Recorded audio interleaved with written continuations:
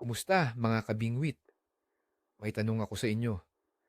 Alam nyo ba na ang pinaka-popular na diskarte sa paghuli ng tilapia tuwing tag-init ay siya ring numero 1 dahilan kung bakit marami sa atin ang umuuwing walang laman ng cooler? Oo, tama ang narinig nyo. Ang akala nating tama ay baka siya palang naglalayo sa atin sa huli. Sa video na ito, buburahin natin ang isang matagal ng paniniwala. Ipapakita ko sa inyo ang isang pagkakamali na halos lahat tayo ay ginagawa at kung paano ito babaguhin para sa wakas ay makahuli ka na ng marami kahit katanghalian pa. Kaya bago tayo magpatuloy, itanong ko lang, kayo ba naniniwala na mas magandang mangisda sa ilalim kapag tirik ang araw? Mag-comment kayo sa baba. Gusto kong malaman ang opinyon nyo bago natin simulan. Lahat siguro tayo, kinalakihan ng turo ng mga nakakatanda. Ang sabi nila, pag mainit ang panahon, ang isda nasa ilalim, nagpapalamig. At may lohi ka naman. Bilang tao, kapag naiinitan tayo, humanap tayo ng lilim, ng aircon, ng mas malamig na lugar. Kaya natural lang na isipin natin ganoon din ng mga isda. Ito ang naging pundasyon ng diskarte ng marami sa atin sa loob ng maraming taon. Automatic na pagdating sa pamingwitan sa tanghaling tapat, ang unang gagawin ay ihagis ang pain sa pinakamalalim na parte. Kasi minsan, may nakukuha naman talaga. Pero ang tanong, ito ba ang pinaka-epektibong paraan o baka tsamba lang ang mga huling iyon at mas marami pa sana tayong makukuha kung iba ang ating ginawa? Isipin ninyo ang eksenang ito. 12:00 ng tanghali, tirik na tirik ang araw, pawis na pawis ka na. Ang unang gagawin ng karamihang mangingisda, ihahagis ang pain sa pinakamalalim na parte ng lawa. Tama ba? Kasi ang paniniwala, doon nagtatago ang tilapia mula sa init. Mukhang lohikal naman sa unang pandinig, pero dito mismo nagsisimula ang malaking problema. Ang akala nating solusyon ay siya palang dahilan ng ating kabiguan. Araw-araw, nakikita ko ito sa mga pamingwitan, mga kapwa, mangingisda na buong tiyagang nag-aabang sa ilalim, habang ang mga isda ay nasa ibang lugar pala. Hindi nila alam na ang target nila ay lumalangoy lang sa itaas, naghahanap ng hangin at hindi ng lamig. Ang common sense kasi natin bilang tao, kapag mainit, humanap ng lilim o mas malamig na lugar. Inilalapat natin ang parehong lohika sa mga isda. Iniisip natin na dahil mainit sa ibabaw, mas komportable sila sa kailaliman kung saan mas malamig ang tubig. Pero ang isda, hindi tao. Ang pangunahing pangangailangan nila bukod sa pagkain ay hindi ang lamig, kundi ang oxygen. At sa tag-init, ang relasyon ng lalim, temperatura at oxygen ay nagiging komplikado at mapanlin lang.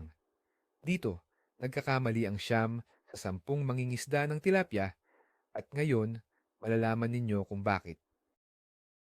Kapag tinatamaan ng sikat ng araw ang ibabaw ng tubig, syempre, umiinit ito. Walang duda dyan. Pero may isa pang importanteng nangyayari. Ang mga halaman sa tubig at algae ay nagsasagawa ng tinatawag na photosynthesis. Ang resulta nito, naglalabas sila ng napakaraming oxygen sa tubig. Kaya ang ibabaw na layer ng tubig, kahit na mas mainit ito, ay punong-puno ng buhay at higit sa lahat, punong-puno ng oxygen. Ito ang paraiso para sa mga tilapia sa kalagitnaan ng araw. Sila ay nag-i-enjoy sa oxygen-rich na tubig na ito, habang tayo naman ay abalang-abala sa pag-aabang sa madilim at halos walang buhay na ilalim. Ngayon, pag-usapan natin ang isang konsepto na bihirang ituro sa atin, ang thermocline. Isipin nyo na ang tubig sa lawa ay parang isang cake na may 3 layer. Sa ibabaw, mayroon kang mainit at mayaman sa oxygen na layer. Sa pinakailalim, mayroon kang malamig na layer. Ang thermocline ay ang manipis na linya sa gitna kung saan biglang-bigla ang pagbaba ng temperatura. Ito ay parang isang invisible na pader para sa mga isda. At ang problema, madalas, sa ilalim ng thermocline, ang tubig ay hindi lang malamig, kundi kritikal na rin sa kakulangan ng oxygen. Bakit nga ba nauubos ang oxygen sa ilalim? Ito ay dahil sa mga nabubulok na bagay, mga lumang dahon, mga patay na halaman, at dumi ng isda. Ang proseso ng pagkabulok na ito ay parang isang makina na humihigop ng lahat ng oxygen sa paligid. Kapag tag-init at walang masyadong paghahalo ng tubig mula sa hangin o agos, ang ilalim na bahagi ay nagiging anoxic o isang dead zone na walang oxygen. Kaya kahit gaano pa kalamig doon, hindi pupunta ang tilapia sa lugar kung saan hindi sila makahinga. Para mo silang pinapapunta sa isang kwartong walang hangin. Anong gagawin nila doon? Hindi sila kakain dahil mas abala silang mabuhay. Kaya ang numero unong pagkakamali ay ito, ang pag-aakalang ang lalim ay laging katumbas ng isda tuwing tag-init.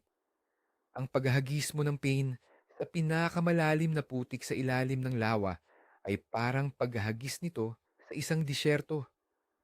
Baka may dumaan na isa o dalawa, pero hindi doon ang tambayan nila. Hindi doon ang fiesta ng mga tilapia. Ang totoo, aktibo nilang iniiwasan ang lugar na iyon. Kaya pala kahit anong ganda ng pain mo, kahit anong bango, kung inilagay mo sa lugar na ayaw puntahan ng isda, mabubulok lang yan doon at mauubos lang ang pasensya mo. Kung ganoon, ano ang tamang gawin? Ang unang hakbang para itama ang pagkakamaling ito ay ang pagiging mapagmasid. Bago ka maghagis, tumigil ka muna sandali at tumingin sa paligid. May nakikita ka bang mga maliliit na isda na naglalaro sa ibabaw? May mga bulaba na umaakyat mula sa ilalim? May mga tilapia bang sumisinghap sa surface na parang humahalik sa hangin? Ito ay mga malinaw na senyales na ang aktibidad ay nasa itaas na bahagi ng tubig. Huwag mong baliwalain ang mga palatandaang ito. Ang mga mata mo ang pinakamahalagang gamit mo sa pangingisda, higit pa sa iyong mamahaling fishing rod. Ang pangalawang solusyon ay ang pag-a-adjust ng iyong lalim. Kung ang nakasanayan mo ay ilagay ang iyong stopper o palutang para ang pain ay lumubog ng 10 talampakan, subukan mong bawasan ito ng malaki. Gawin mong 3 hanggang 5 talampakan lang muna. Mag-eksperimento ka. Magsimula ka sa medyo mababaw. Kung walang kumagat sa loob ng 15 hanggang 20 minuto, ibaba mo ng kaunti. Palubugin mo pa ng 1 talampakan at ulitin ang proseso. Ang tawag dito ay searching the water column. Hinahanap mo kung saang lalim sila kumakain sa halip na ipagpilitan ng sarili mong teorya kung nasaan sila. Ang pinakamadaling paraan para magawa ito ay ang paggamit ng sliding float or palutang na madaling i-adjust. Sa ganitong setup, madali mong mababago ang lalim ng iyong pain nang hindi kinakailangang magtali ulit ng panibago. Maglagay ka lang ng maliit na stopper sa iyong linya, isunod ang palutang, at sa dulo ang iyong taga at pabigat. Sa pag-usog lang ng stopper pataas o pababa sa iyong linya, kontrolado mo na kung gaano kalalim lulubog ang iyong pain. Ito ay napakasimple pero napaka-epektibong teknik. Ito ang magiging susi mo para mahanap ang tinatawag na strike zone. Paano naman ang pain? Mahalaga pa rin ba ito? Siyempre oo. Pero isipin mo ito. Kahit pa ang pinakapaboritong lechon ng tilapia ang gamit mo, kung isinerve mo ito sa loob ng isang banyong walang hangin, kakainin ba nila? Malamang hindi. Ganoon din sa ilalim ng lawa. Kaya unahin mo ang tamang lokasyon at tamang lalim bago ka mag-alala ng husto sa pain. Ang simpleng bulate, bread o lumot ay sapat na kung nasa tamang lugar at tamang lalim ka. Ang pinakamahal, na pain sa mundo ay walang silbi kung walang isdang nasa kondisyon para kainin ito. Pero mahalagang tandaan, may exception sa patakarang ito.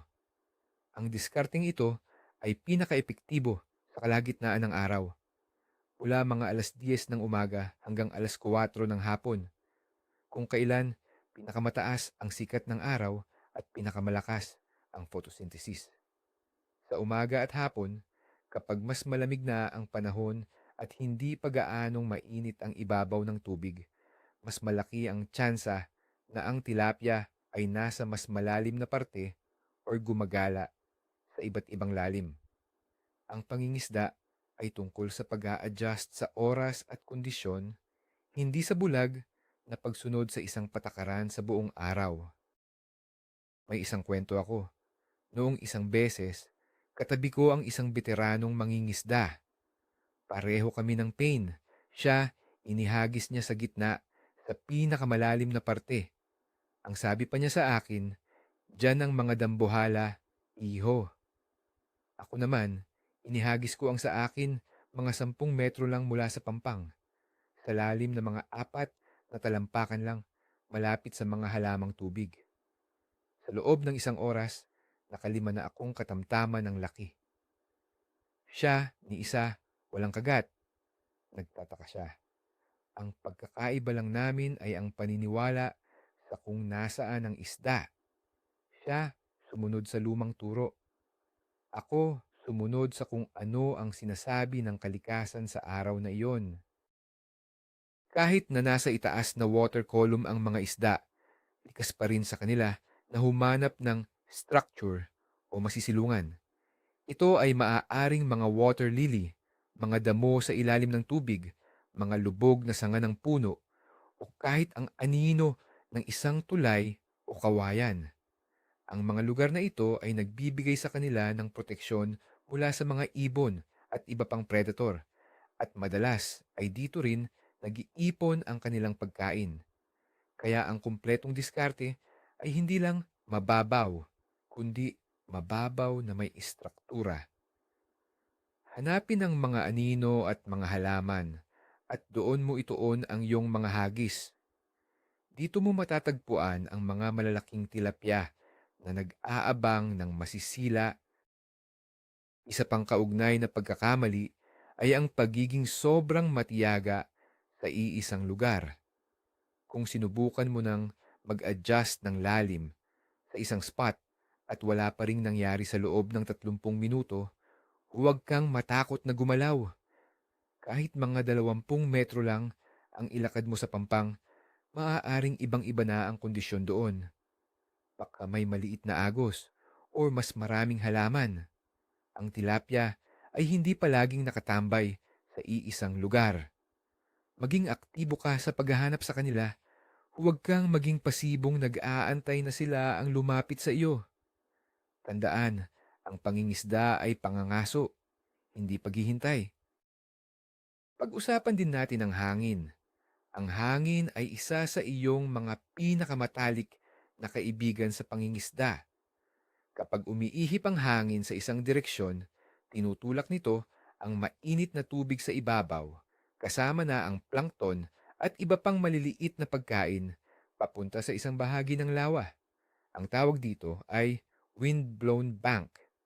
Dito madalas nag-iipon ang mga tilapia para kumain. Kaya kung mapapansin mo kung saan direksyon umiihip ang hangin, subukang mangisda sa pampang kung saan ito tumatama. Dito mo mahahanap ang mga aktibong isda na naghahanap ng pagkain. Ito ay isang simpleng obserbasyon na madalas makalimutan ng marami. So, para malinaw na malinaw, ito ang buod. Ang maling lohika ay mainit ang araw, kaya ang isda ay nasa malamig na ilalim. Ang tamang lohika ay mainit ang araw, kaya ang photosynthesis ay malakas sa itaas, na nagbibigay ng maraming oxygen. Ang tilapia ay kailangan ng oxygen para mabuhay at maging aktibo. Sa makatuwid, ang tilapia ay nasa itaas na bahagi ng tubig kung saan sagana ang oxygen kahit na mas mainit pa doon. Kapag naunawaan mo Ang simpleng biology na ito, magbabago ang buong pananaw mo sa pangingisda sa tag-init. Hindi na ito tungkol sa paghahanap ng lamig, kundi sa paghahanap ng buhay. Pero huwag niyo lang akong pakinggan. Subukan ninyo ito mismo. Sa susunod na kayo ay mangingisda sa tirik na araw, hatiin ninyo ang inyong oras. Sa unang kalahati, gawin ninyo ang nakasanayan ninyo, maghagis sa malalim. Bilangin nyo ang huli nyo. Sa ikalawang kalahati, sundin ninyo ang payo ko. Mag-focus sa lalim na 3 hanggang 6 na talampakan, lalo na malapit sa mga halaman. Pagkatapos, ikumpara ninyo ang resulta. Sigurado ako, magugulat kayo sa laki ng pagkakaiba. Ang sarili ninyong karanasan ang magiging pinakamahusay na guro. At ang maganda pa rito, hindi lang ito para sa tilapia. Maraming ibang isda, tulad ng bass o kahit biya, ang sumusunod sa parehong pattern. Naghahanap sila ng komportabling lugar na may sapat na oxygen at pagkain. Ang pag-unawa sa konsepto ng thermocline at oxygen levels ay isang universal na kaalaman sa pangingisda na magagamit mo sa halos anumang freshwater na katawan ng tubig. Ito ay isang game changer, isang level up sa iyong kaalaman bilang isang mangingisda.